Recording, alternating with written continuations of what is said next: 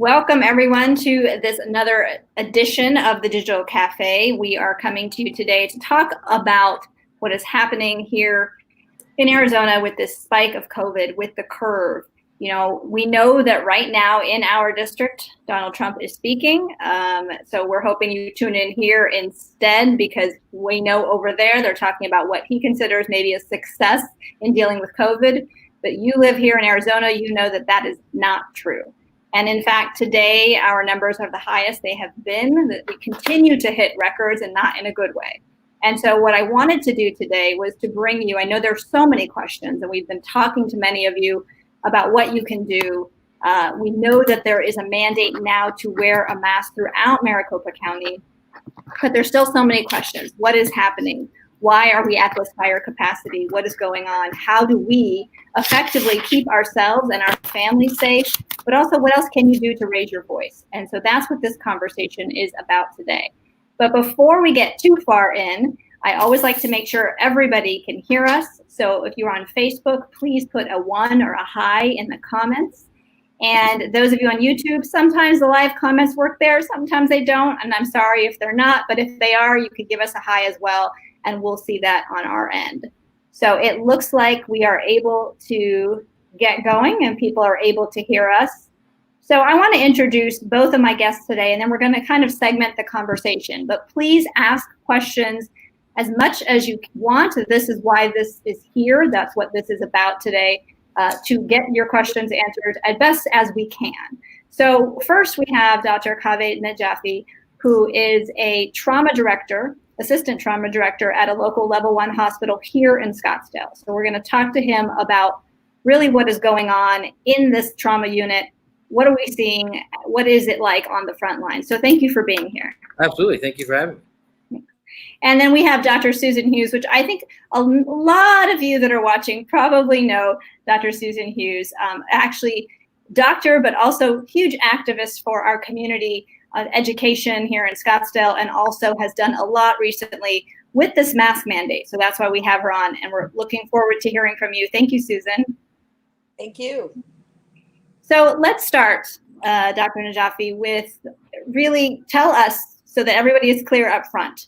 You are a trauma director. Explain to me the difference, trauma, ER, ICU. Let's clarify that, so as people ask their questions, they have that context. Sure. So from a trauma standpoint, we work kind of all over the hospital. So we are fellowship trained in acute care and general surgery, fellowship trained in trauma, and then surgical critical care. So a lot of our folks come through the ER, but on a separate side from the normal ER that you may think of. And so there are certain requirements when you get patched in from EMS that technically upgrade you to trauma status. And what that technically means is that it's, the level of fatality is pretty high. You've been in a significant accident, gunshot wounds, stab wounds, bad car accidents, significant falls, those types of things that may necessitate emergent surgery. And then we also take care of critical care folks in the ICU. So mostly the trauma ICU patients, but lots of head injuries as well, spine injuries. We also do surgical critical care for critical vascular patients, ortho patients, spine patients, and that sort of like. So with COVID-19 and that being trauma, explain to us kind of where that fits into that realm. I mean, we know that their ICU capacity is a concern, but it's not just ICU. It's, other aspects of trauma, correct? Sure. So I think one of the biggest things that, that we found and that is very concerning for us is, as our ICUs fill up and we have more and more COVID patients, that leaves less and less room for your typical ICU patients. And so the particular hospital that I am in, we work really, really well with my pulmonary critical care colleagues. And we've kind of made an arrangement where they're taking care of the majority of all the COVID patients, and then we're taking all of the other ICU patients. In general, the length of stay for an ICU COVID patient is now reaching about 30 days. And so what that means is, even though our beds may not be full, it means that they're not opening up. And so that leaves less and less room for our trauma patients, are really bad car accidents. People are, as the summer comes in Arizona, people are at the lake. So we get people cliff jumping. We get people in ATV rollovers, in the side-by-side Polaris rollovers. Your general folks falling out of trees and off of rooftops. And so all those folks, plus the guys who, the strokes and the heart attacks, also need ICU beds. And so that really becomes kind of the crunch. And I think from my perspective, that's kind of what we're trying to get out, is that, as we have more and more COVID patients, I have less and less room for all the other patients as well. And so it becomes kind of, maybe you or your family's not being affected by COVID directly, but what happens if you're in a bad car accident? So now it becomes an important aspect. Right. And so yesterday we were hearing numbers about 84% across the state of ICUs at that capacity. Is that what it's like at your hospital? Kind of give us that picture of where we're at. It fluctuates a little bit. I'm lucky enough to work in a place that works across a network. And so we're able to flex a little bit. We have a total of about 173 ICU beds across 5 hospitals. The particular hospital that I'm at has the largest ICU. It has 59 beds. And so across the network, we're approximately 75% full. As last Wednesday was about 80% full, but we've been really hustling to try and do what we can to free up some ICU beds. And what that means is that we're kind of practicing surge kind of techniques, meaning that not just myself and my team, but also nurses from across the hospital are willing to come and help out in the ICU, or possibly using some of the recovery room beds as ICU, some of the emergency room beds as ICU beds. So we're all trying to plan the stage of how can we accommodate more patients. And it's not just beds space, it's the staffing. Is that 100%. Something that we're seeing at this point? Yeah, correct, 100%. I may have the actual room, but without physicians or bedside nurses or, nurse practitioners, mid-levels, PAs, it's nearly impossible to even take care of those folks. So, and how do you do it safely? And so that's really kind of the push, is I may have the beds, but I also need the personnel. Right. And you talked about this a little bit ago, and it's what we all say, we all hashtag this, but this is real life from you, is why we need to flatten the curve. Sure. Like you said, the car accidents, different things. And, I know catastrophic health events happen every day, right? They are going to happen. And that is a big part of what this is we don't want people to be getting sick and dying from COVID, but we also need to make sure that we can treat everybody, that their health issues happen all the time. And so it's almost as if, and I don't know if you would make this case to the viewers that are listening, it's almost as if, staying home is about more, right? The staying home actually keeps you safe from all these other catastrophic things. It keeps your neighbors being able to, if there is a heart attack, get the treatment. I mean, it's so much broader than COVID right now because of this shortage or the capacity levels. Is that kind of another way to look at it? I think that it's, people need to understand the broader picture here. Right. I think you had a good example, even just from New York, where they needed emergency ships to come in, emergency hospitals, and doctors and support had to come from other states just to help with that influx. And so that's really it. That's really trying to keep it at a manageable amount of folks that we can safely take care of and manage other folks that are not COVID. And so, by doing the distancing, wearing masks, trying to keep our numbers lower, allows us to be able to take on those folks that do get sick. Right. So we have a question that I think is on so many people's minds right now, because those of us that are staying at home and really getting tired of it, but we're doing everything we can do, we're wearing masks, we're being extremely careful. That's the question. Are the people you're seeing that are coming in now or within the last week or two, are they people that we know? We know there's lack of contact tracing, but do we know they've been taking precautions? What are you seeing really with these patients, if you can share? We've seen our biggest influx of patients was actually from the Flagstaff area and the reservations. That was our biggest influx there, because there was a religious ceremony amongst the tribal nations, and that was our biggest influx all at once. But now we're starting to see that the median age of our patients is actually getting lower, in the 40s and 30s. And I think particularly that's because I think that age group is more likely to be out and about and in bigger crowds and doing different things and socializing. And so we definitely see that. We definitely see numbers at bigger gatherings. A couple of the folks that we've had recently were particularly at a wedding. And so it's those types of things. And so it is still kind of the big groups. I mean, are you getting, I think probably what some people are wondering is, are you getting the people that are trying to do everything right, but they just went to the grocery store? Or, I mean, have you heard any of those stories? Is that happening? I think you're always going to, even people who are doing things 100% correctly. Yeah. I think the likelihood that this disease will spread even more is high. Mm-hmm. The trying to stave off and stay at home and wearing masks, the whole idea, right, is that we know that it's a human to human droplet virus. And so the more that you can do, distancing yourself and wearing face masks and reducing that viral load or the opportunity for those droplets to come in contact is what will help keep you and your family safe. There will always be an instance of where I did everything right, but it still happened. The answer is that I think, especially now when we see this huge rise in our state, is to continue practicing social distancing and wearing masks, and trying the best to keep you and your family safe and stay away from big crowds and gatherings and those types of things. Right. And on the masks, I'm sure many of you have read the different kind of opinions on what the mandate means. Can it be enforced? At the end of the day, what we need to do is make sure we're all wearing it. That's what we can do best. We need to definitely push people and educate people. I mean, someone made a great comment about thanking the people that are wearing them so that kind of spreads. We have to kind of take those steps. But what else? So we're going to bring on Susan back on in a little bit to talk about masks some more. But what else, from your opinion, from what you're seeing, should we be asking our state leadership to do at this point? That's a great question. And I think the fact that they mandated masks is a huge, a huge gain in what we're trying to do.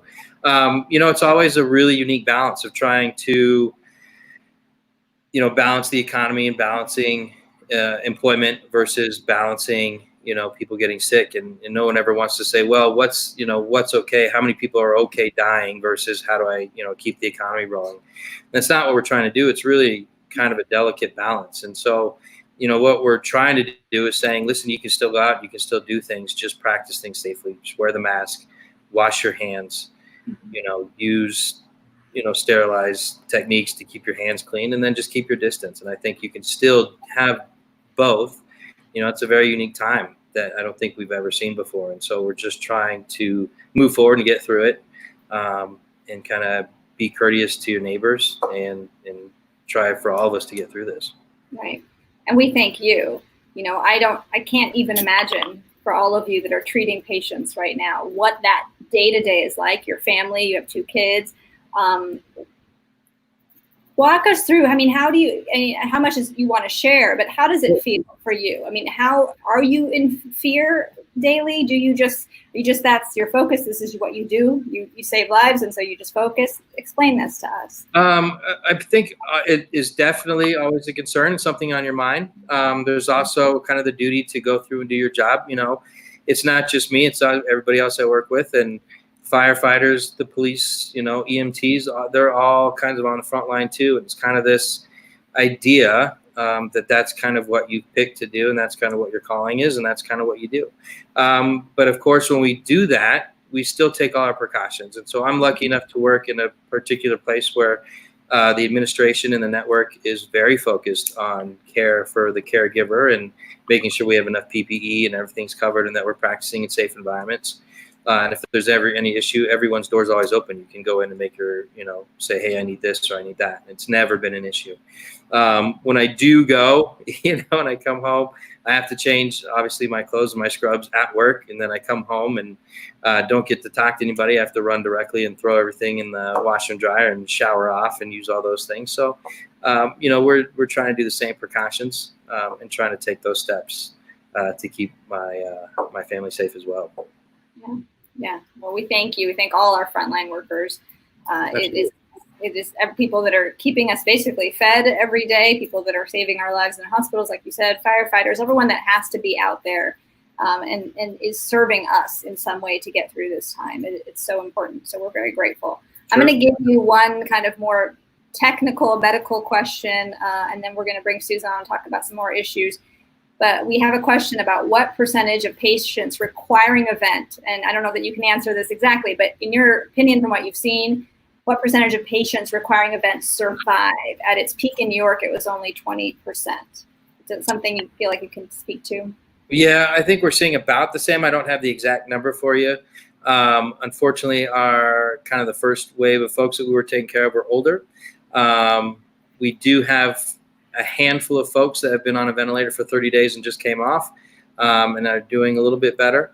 But I don't have the exact numbers, but it is definitely a very aggressive disease pattern once it kind of kicks in and once we see those full-blown symptoms. And once you become to that state where it's aggressively affecting your respiratory system, it's aggressive. Okay. Well, I'm going to bring on Susan because we do have some questions. Actually, let's do one more. Susan, join us for this, but I want to ask you also about, went away there we are. I want to ask you also about cooling systems, misters. So there's been a lot of conversation about, since this is transmitted, do misters make this worse? You mean like outside misting systems? Outside cooling misters, yes. That's a good question. I don't know that. The things I would still recommend is that, I do trauma and I do ICU critical care. And so I'm not an epidemiologist. And so I wouldn't get all of your, listen, that guy said it was totally cool to sit on a patio underneath a mister. I would still follow all your CDC guidelines and talk, and listen to the folks that do this every day and who are experts in that field of how diseases is passed and what's okay and what's not okay and what's likelihood to pass things. So I don't know about misting systems. Okay. And we will pull some research because there has been, Morgan, thank you for that question, because there's been a lot of conversation about that, being that we are in Arizona, being that that's what we normally do. Seeing that people are saying, well, there's the misters. We saw this at Memorial Day, and it really just gets people very, upset. And so cutting through and finding that those facts out is important. So Sure. We will get that information. Susan, hi. Hi there. So we were talking about masks, and tell us, you are part of, and you are a critical part because you delivered the petition to Governor Ducey. But tell us how. A large number. It started with, I think, maybe 600-700, got up to 2,400. It might be higher now. You can inform us. Of Arizona doctors said enough is enough. We need to take action, and masks are something we need to do. Tell us how that all began from an activist standpoint and how you guys came together. Well, I think it came from several directions. A number of us had been advocating for, initially closing the state, closing the schools. So we started early in March, right before spring break. We were seeing the numbers. I'd actually started working with some people in January because of what was happening. And so we've been looking at this for a long time. We were pushing the mayor in Scottsdale, Mayor Lane, and he basically, we set up a Zoom call. He did not show for the Zoom call, but sent the fire chief to the Zoom call. And we had a lot of physicians on the call. We had a lot of really good information about, what the average age is in Scottsdale, number of nursing homes, looking at what worst case scenarios were and how we could protect it. So, I had been writing, emailing, calling the governor for quite some time because the mayor said, not my problem, it's the governor. And so I'm part of actually several COVID physician groups, and I'm a moderator on one. Even though I'm retired, I'm still advocating. And we had 3 different letters were written, one by the Maricopa County Medical Society, one by another group of physicians that had 150 signatures, and then the other one that came out of more of a physician moms group that's now been better named a female physicians group. And because I'm retired and was involved in getting signatures and spreading it out, they said, Susan, can you deliver it? Well, you and I know that if you deliver a letter in the woods and nobody hears it, is it really delivered? So what you do is you call the press and make sure that they're with you. And so first thing I did was, call Governor Ducey's office, make sure that he was there, spoke with his staff, was assured that he was going to be there and that he would meet with me and hand me the letter and accept the letter. Mhm. I went to Dr. Kara Christ's office first, gave her the letter, and then went over to Governor Ducey's office, met with the reporter outside, and my son and husband were with me. When we went into the governor's tower, executive suite, we were the only 3 that I saw in the building actually wearing a mask. Mhm. So both security guards as well as his receptionist were not wearing a mask. My husband and son were not allowed to go up in the elevator with me. But I went up there, spoke with his receptionist. She informed me, even though I'd called 20 minutes earlier and confirmed that he would be willing to meet with me, suddenly he was no longer in the building. And so I came down, spoke with the reporters, and called them out. And it's like, you say that masks are important. You say that CDC guidelines are important, but yet no one in your building is wearing a mask and no one's social distancing. Right. What is the problem? Do you believe in science? Do you not? It would make a big difference if you came down here and wore a mask. And so I called him out. And my phone has been blowing up ever since, which is a really good thing. Yeah.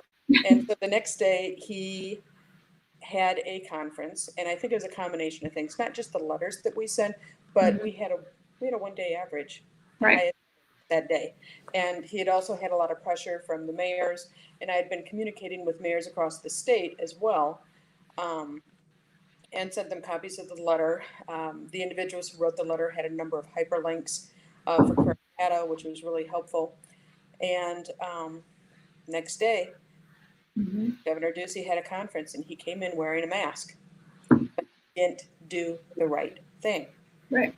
Punted it to the cities. He punted it to the communities so that we'd have a patchwork of ordinances as opposed to consistency. So I was very happy to see that Maricopa County Board of Supervisors stood up and said, no. That evening when Governor Ducey said that he was going to leave it up to the cities, Mayor Lane was contacted and his response was, no, not happening. And so I again contacted my press. I didn't know that one of my reporter friends was going to go around to the front of the building to meet with Mayor Lane. And I was in the back doing a live interview with Channel 15 when Mayor Lane exited the back of the building and actually walked into our interview. And so he got interviewed, and he was wearing a mask, which I appreciated. But we really need to have consistency. We need to have leadership. One thing that people aren't thinking about, obviously we've got the public health crisis right now with COVID, and then we have the pandemic of racism on top of that. But most of my volunteer work has been in education and focusing on equity. And right now we're seeing a giant magnifying glass on the inequities in the face of COVID, not just in society, but in our educational system. So I was on a Zoom call last night, and we had 23 people ranging from school board superintendents to school board members, to principals, to teachers, to physicians, to parents, activists, all kind of looking together from different perspectives on what is it going to take to safely open our schools. And I think that's kind of the next big thing. Chandler starts in a month. We start not that far, past No, that. we're less than 6. We're about 6 weeks. Yeah, here in Scottsdale School District, Paradise Valley School District, and that is what the other reason I wanted to have you on for, Susan, because that is I think for a lot of parents right now, this is the next big thing. We're concerned about our teachers, we're concerned about our kids and our families. We actually do have a question about that. So, can you tell us anything? I know you were having that call last night, and thank you. I'm sorry I missed it, but can you tell us anything so far of kind of what people are thinking? There is a question about what can parents do in this time, recommendations, if it is left up to parents to kind of make some choices, where are we at? I've heard different things. PV, it sounds like we're going to hear in early July kind of what their options are. What are you hearing? Well, I'm hearing from multiple school districts. I'm hearing from multiple leaders across the state. I know. So let's talk worst case scenario. Right. Worst case scenario, a lot of my volunteer advocacy has been up in Navajo Nation. They've got worst case scenario. A couple of their school districts have made it clear they're not coming back in the fall except on an online experience because they don't have the ability to have the facilities safe. And then you look at Chinle High School, that was their gymnasium was converted to a COVID unit. So that is, not where it's at. Pinon School District, Tuba City School District, and you've got 1/3 of the kids don't have running water, 1/3 don't have electricity. The lack of internet is huge. So broadband is huge. But it's not just up in Navajo Nation that we have inequities. We have inequities right here in the valley. In Scottsdale, we have 22% free and reduced, and the IT department was amazing. They were able to pass out, I think by the time it was all done, over 5,000 Chromebooks and over 500 hotspots for people. But Paradise Valley, which I thought didn't have as much free and reduced, actually, when I was on the phone last night with them, 40% free and reduced. And there's areas even within Maricopa where broadband's not as, there's pockets where it's not as readily available. So what can parents do? Parents can put pressure on their legislators. They can put pressure on the governor, because when COVID hit and both the Senate and the reps did what's called a sine die, where they closed it with the understanding that there would be a special session to focus specifically on COVID, didn't happen. Did not happen. And so right now, school districts are trying to figure out, one, how can they safely bus the kids to school? How do you do 6-foot social distancing on a bus? How do you clean the bus? Once they get to the school, what kind of hand sanitizers are they going to have readily available? What happens if a kid leaves a mask at home? How are you going to have the masks washed? It would be, in an ideal situation, each kid would have at least 2 masks be washed, during the week. Well, what happens if a kid doesn't have ready access to a washing machine? What happens if they're living at mom's part of the time, dad's part of the time, and they forget masks back and forth? So there's a lot of challenges that way. What we had pulled up, and this is one of the talking points from the thing, and I can send it to you, but these were estimates looking at a district that had 3,659 students, 8 school buildings. And what they figured out is it was going to be 1.778 million for just a medium-sized school district. You look at say Paradise Valley, I think the number mentioned was an additional 30 million, just 6 million in masks alone. So when you look at, what is going to be, obviously we're facing, the pandemic right now, but the exposure of our kids, the exposure of our teachers, the exposure of the inequities within the school district is going to be the next big thing. And so, that's kind of where I'm trying to keep my attention now, is to make sure that people are understanding that we have been horribly underfunded. And now we have a governor that's not allowing for calling of the special sessions, so there's not going to be an increase in funding. And the stat that I heard last night was just under $500 per kid. $500 per kid for extra, for cleaning, for supplies, things like that. And there's got to be something done. There has to be something done.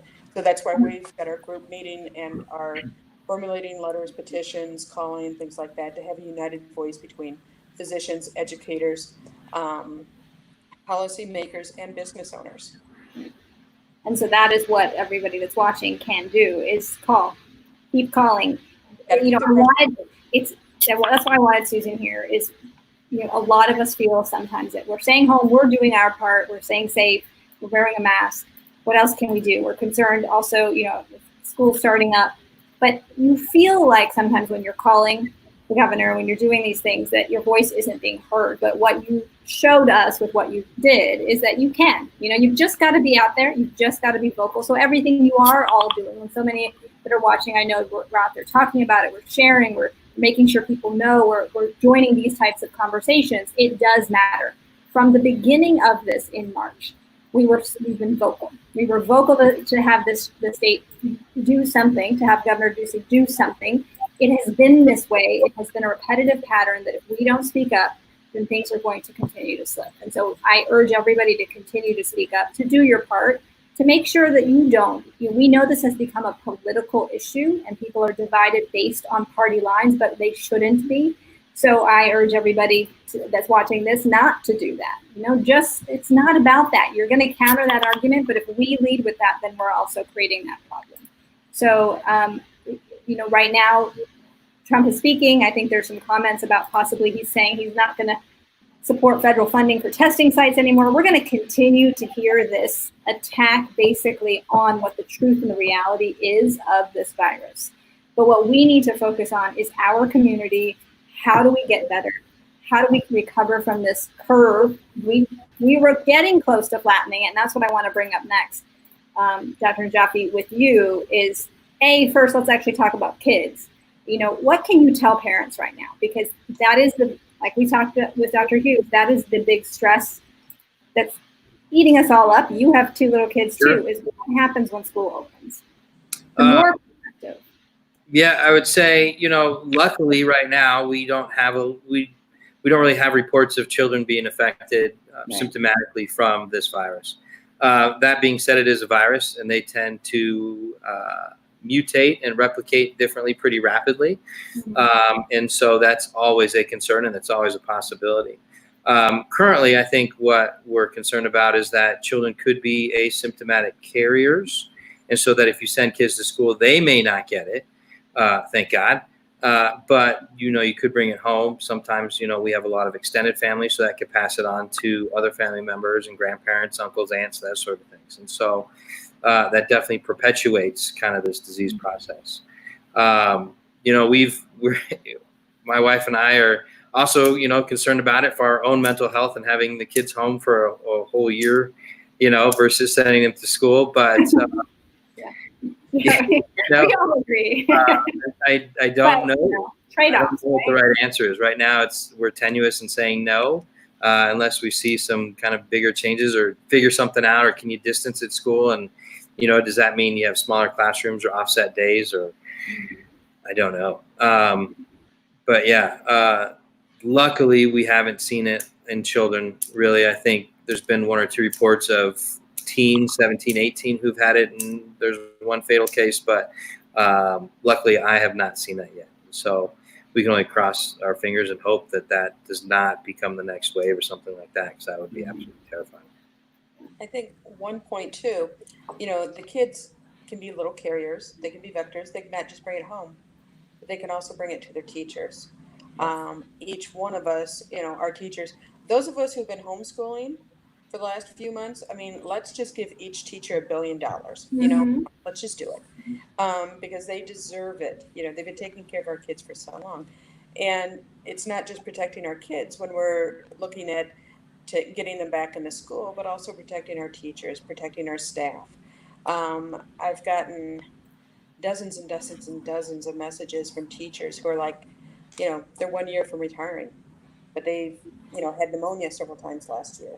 Are they going to be retiring early? I've got, a number of them who are like, I'm done. I can't. They may have an elderly parent live with them. And so it's not just protecting the kids, but recognizing that the kids do not learn in isolation, that they're in a school unit. And most of our bus drivers are of retirement age. And if they are of retirement age, how many of them are going to want to come in and work 2 to 4 hours a day for minimum wage? The risks are there. So, and then what happens, there's a lot of questions, and we need leadership in the government right now to help answer some of those questions. There's a 10-day rule. If a kid misses 10 days of school in a semester, then they don't necessarily get credit for that semester. Well, what happens if, dad came home, dad's a healthcare worker or mom's a healthcare worker, came home, kid was exposed, has to be in quarantine for 14 days. Will that child get credit for that semester? These are questions that must be answered from a legislative standpoint. What happens to the 180-day rule? What happens to mix of e-learning, hybrid learning, and in-person learning? A lot of school There's a funding issue with that as it's well, all right? funding. So, And right. you can't take 2 paper clips and a piece of gum to try to figure it all out. And that's what the school districts have been trying to do, with the lack of funding. But now we've got this layer of COVID on top. And are we going to have the personnel? Are we going to have the PPE? I hear you, Kaveh, saying you haven't had problems getting PPE. I know across the country they have. Navajo Nation, they have.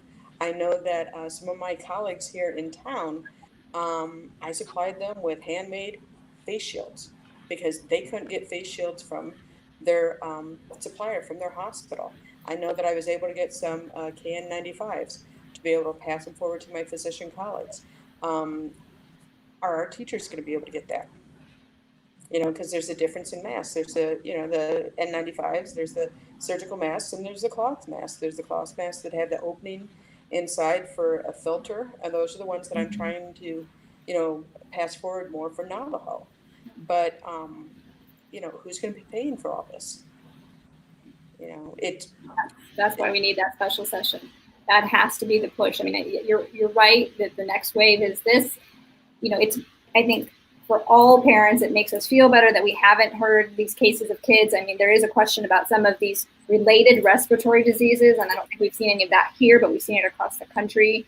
But yes, the staff in our schools, the teachers, the educators, everybody that works in these facilities. And what I'm curious is, has either of you seen or heard now, not every parent's been able to keep summer with their kids at home. Right? I mean, not every employer is being as flexible. Not everybody has a job where they can work from home and sit on Zoom most of the day, like many of us have been fortunate to do. Have we heard anything with summer camps? I mean, to me, that would be a first tell of how school might go if we're starting to see that break, those spreads within the camps. Is that something that you've seen in the hospital? Any cases that seem to come from that? No, I haven't seen anything from summer camps yet. Okay. It kind of, I think our second wave just kind of hit after we did the opening. It's where people, you can drive down Scottsdale Road in Old Town Scottsdale, and you would think that we were just making this up and that no one else was actually paying attention. And so I think that's where we see it the most. But I haven't seen anything from summer camps or summer schools yet. Okay. And I have seen a lot of our camps and schools are really taking a lot of efforts to keep people safe.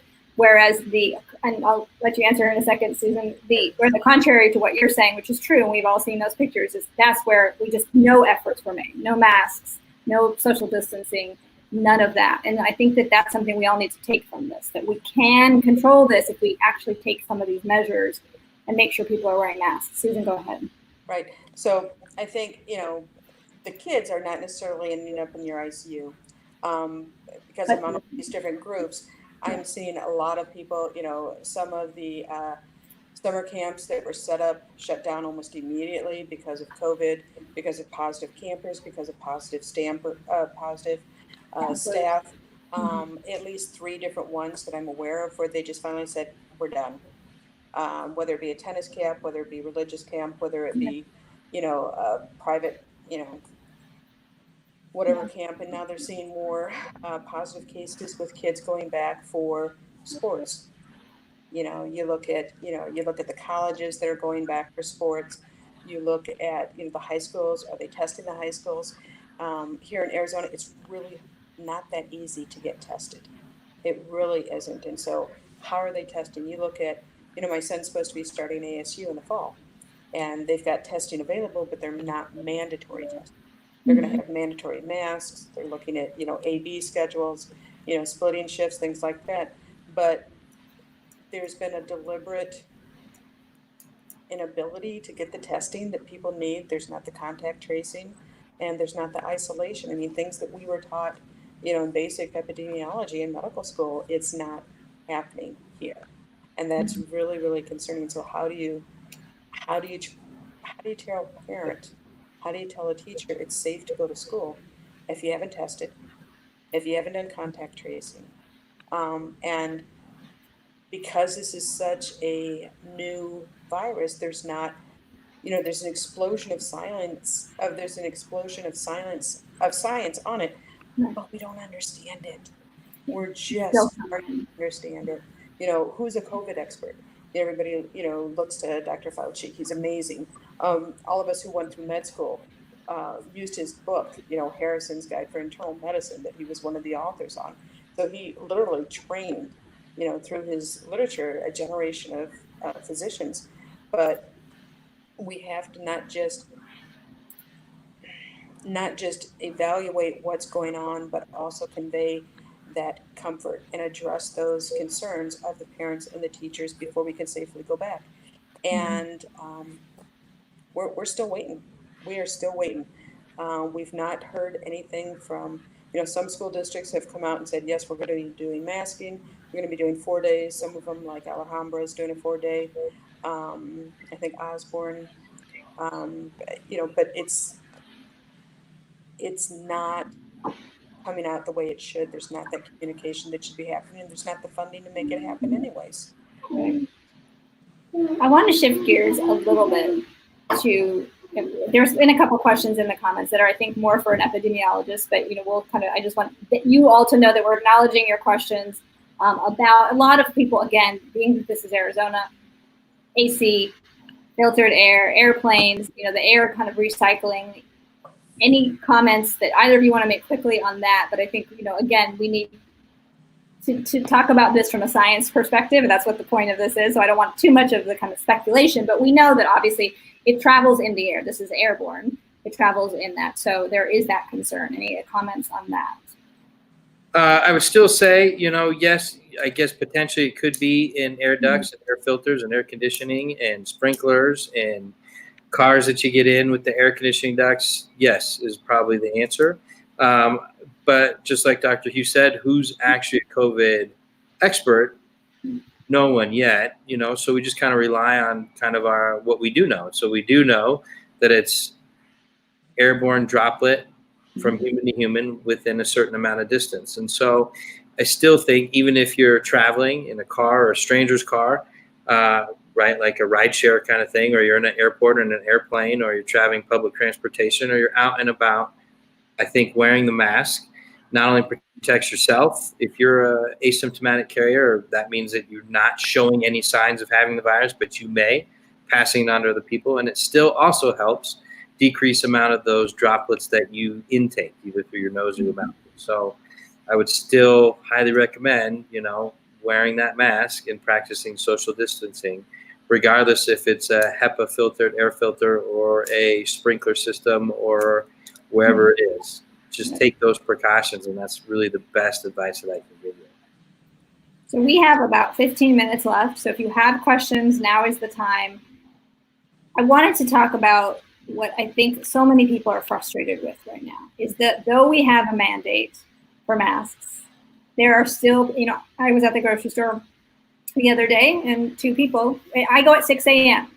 also because I have little kids and lots of reasons. So I go at 6 a.m. as soon as I can, and not where there's senior hours. I avoid those. I'm not that person. But I go as soon as I can, wherever, if I need to go.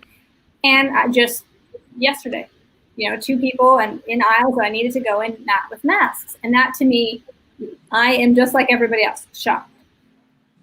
How do you, Dr. Najafi, from being on the front lines, if you could give, because you've seen this, you've seen how devastating this disease is, but what tool can you give us to have this conversation with people that are so adamantly against masks, or from the perspective of they're bad for my health, right? And we know that there are some conditions that they are, but people take that to the extreme and make it a wider issue. What would you say to those we were talking about this yesterday, and it's comical to me, actually, right? I mean, you can't smoke in a grocery store, right? You have to wear pants in a grocery store. You can't walk in and say, listen, no shirt, no it's my constitutional right not to wear clothes in a grocery store. That's absurd. Right. Like there's plenty of signs.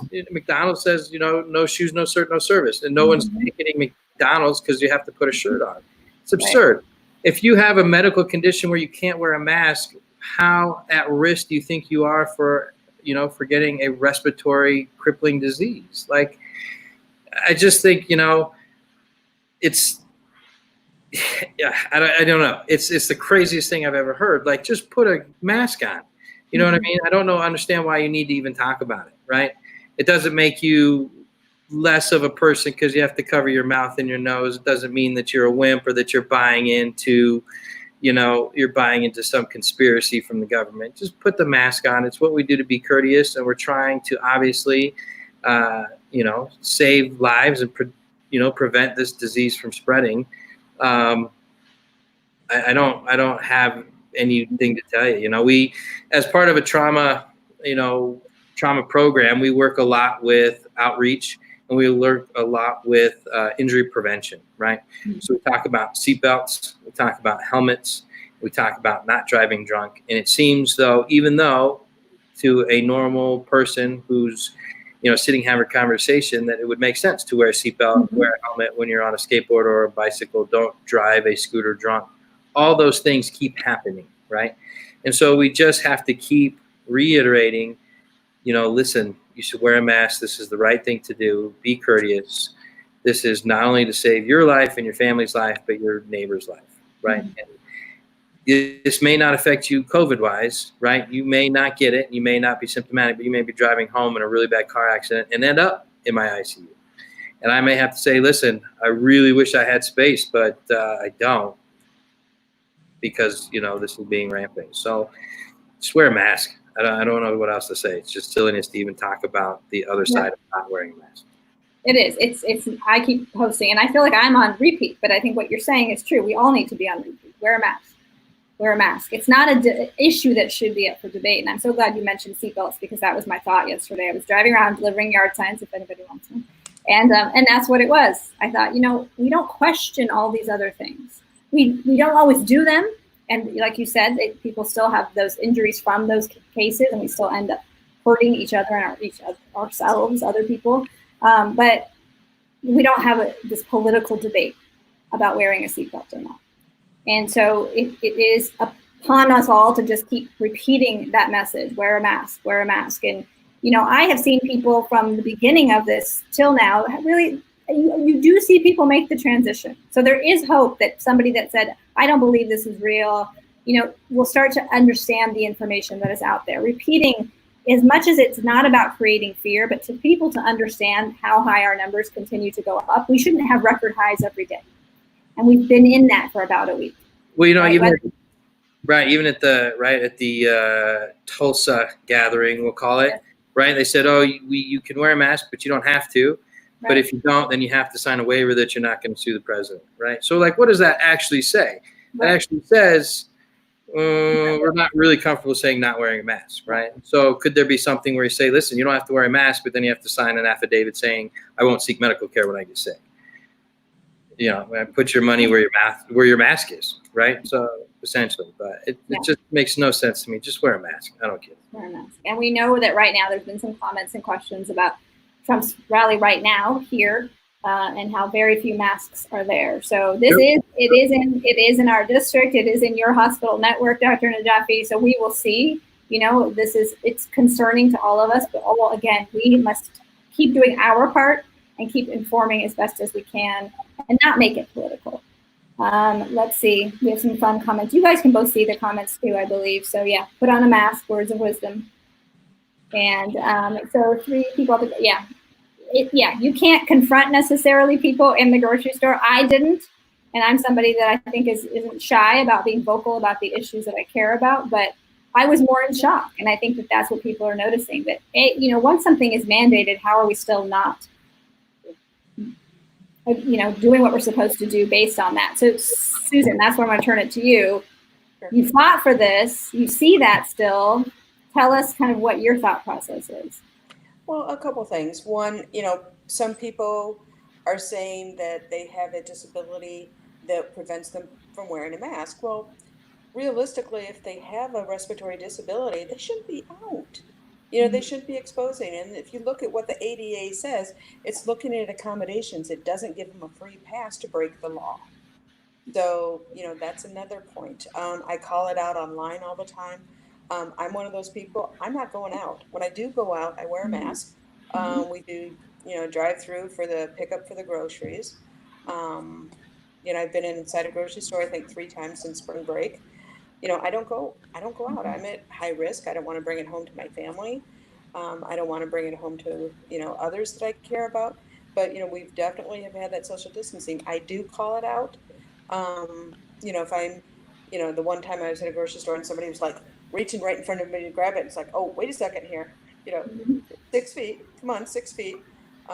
Even, when I was talking and doing an interview with the mayor the other day, it's like, okay, let's just back it up. Let's keep those 6 feet, Right. and setting your boundaries. And it's okay to set your boundaries because that can keep you out of Dr. Najjafi's ICU. That's not a bad thing to do. It, Yeah. it it's Well, actually, unfortunate. oh, go ahead. It's unfortunate because it's become a political battle. It is. It really has, and public health should never be a political battle. It's about public health. I'm sure, Dr. Jaffe, when you have people come into your ICU to say, okay, are you Republican? Are you Democrat? Are you independent? This virus doesn't care. It doesn't care. And as healthcare providers, we don't care what people's political background is. We just want to keep them safe. We just want to keep them safe and give them the best information. I think, some of the complaints that we had was, there was inconsistent messaging from the WHO or from, the CDC or NIH, because this is something that hasn't been seen before. This is not the Spanish flu. This is not H1N1. This is a brand new, that's why I call it a novel. So, people expect that science is a black and white entity. It's not. There's a lot of gray area. There's a lot of figuring things out. There's trials, there's testing, there's a lot of research, a lot of peer review, a lot of things to come out for best practices. But as physicians, it's more that art. We figure out what is the best we can do based on the experience we have. What is the best recommendation that we have? And sometimes you're wrong. But in wearing a mask, what if we're wrong and saying, okay, everybody wear a mask? You have a piece of cloth on your face, no big deal. If we're right in saying a mask, it can keep you alive. Right. So. Yeah, and can we clarify, because I feel what is happening when I have been out in those situations, and I won't get into the details of one, but like people are getting closer when they're wearing a mask. So can we state for the record, you need to do both. Because Absolutely. suddenly you're wearing a mask doesn't mean you should be up in somebody's face and so close to them. Because I think that is what's happening. We're hearing that from our own leadership. We've heard that from, if I only wear a mask, Governor Ducey, I only wear a mask if I can't socially distance, right? Both. Can I hear that from both of you? I would say, and I would also add, wash your hands consistently. Yes. Right. So I would say those three things are the best thing until we can get a vaccine or tracing and all these other things that we have for other diseases that still aren't 100%, is what I would do. Right. And I hope we never get to this point. I hope we never get to this point here, but we are trending upward, and so it's on people's minds. Jesse has a question. What happens when space runs out? So Dr. Najjafi, is there a plan in place? What do you do? If you're trying to use other rooms, you might not have staff, and suddenly you're like, we can't take any more patients. Explain to us what happens. That is a question that we think of and talk about each day. We kind of see what our capacity is and where do we go and what can we do and how do we flex and what can happen. And hopefully we don't get to that point. You talk about setting up an outside hospital or other places that we can do. Ideally, the answer is no, we don't turn people away and just say, go home. But like they did in New York, they had to triage. And those folks who were over 65 and unlikely to live got triaged to that kind of thing. So that's definitely something we don't want to do. That's definitely something we don't try to do. It's definitely not an option at this point. But that's kind of the whole point, is that we don't want to be in that scenario. So that's what we're trying to prevent. And we flex every day, and we have administration on all ends, physician and nursing and administration across the network, still saying, what do you have? What do I have? What nurses are available? How do we transform different nurses into different floors to help coverage, and what different physicians can cover different? Can an emergency room come up and cover some of the ICU? Can anesthesia help run some of the vents? Can you guys do this? And so it's kind of a whole giant team effort across the hospital just for this particular situation. situation. And so that's kind of the plea for masks, is that we're doing everything on our end to try and absorb this kind of hit that may be coming in on a daily basis, managing that. And all we're doing is asking you to wear a mask, wash your hands, and just stand far apart, when you're outside. Well, I want to thank you both, because we are a couple minutes out. If there's more questions, ask them now, but I wanted to give you both a minute or two to just kind of give us some final thoughts on what you want people. Oh, and there's a kitty cat. Will not be ignored. Sorry. Yeah, no. Maybe it has something to say. Animals, pets aren't getting COVID. What do you want to leave people with in terms of, we can talk about masks, it can be really anything about this time. What's the next action? I guarantee you many of the people watching are activists and really want to figure out how they can help and support. So let's start with you, Dr. Hughes. What would you leave people with? I think, kind of a philosophical point, we get a reboot. We get to reset how we want to imagine life to be after COVID. And maybe part of that is looking at it from how we deal with racism, how we deal with each other, how we deal with, educational funding. Are we having our budgeting value, mirror where our values are? We can reboot how we want to do this and look at things with a different perspective. So I think having a hopeful that, yes, we can make an impact, having a hopeful that, even a few people working together can make a big difference, and really helping support, people, and, maybe reevaluating what's important and making sure that our government has the funding that reflects that. So. Thank you. Yeah, those of you that watch me on these conversations know I say it repeatedly, and it really has become my slogan of this time, which is, this virus won't break us as people, as a country, because we're strong, but it has shown the undeniable gaps, the things that most of us have been fighting for some time now, but they're undeniable. I mean, this really has laid to bear so many things that we need to say enough is enough on these issues, and really take this the next step as we move past this, as we recover as a country. Dr. Najafi, last thoughts from you. Yeah, I just want to say thank you to you, Dr. Hughes, and to you too, Anita. Thanks for making this a point to talk about and to show folks it's okay to talk about. And there's lots of questions out there, and there's lots more questions to ask. And so I definitely appreciate you guys having me on and talking about it and bringing this to the forefront. And then just lastly, I think everybody's under a lot of stress and a lot of pressure, and everyone's concerned, and, there's lots of stuff going on. So just be kind to your neighbor. Be kind, and we'll do this together. Yes, no, thank you both. And if anybody has questions for either one of our guests, feel free to send them our way. We'll get you in touch with them. We appreciate both of your times. Dr. Najafi, I know you were just off of, I think, a 14-day.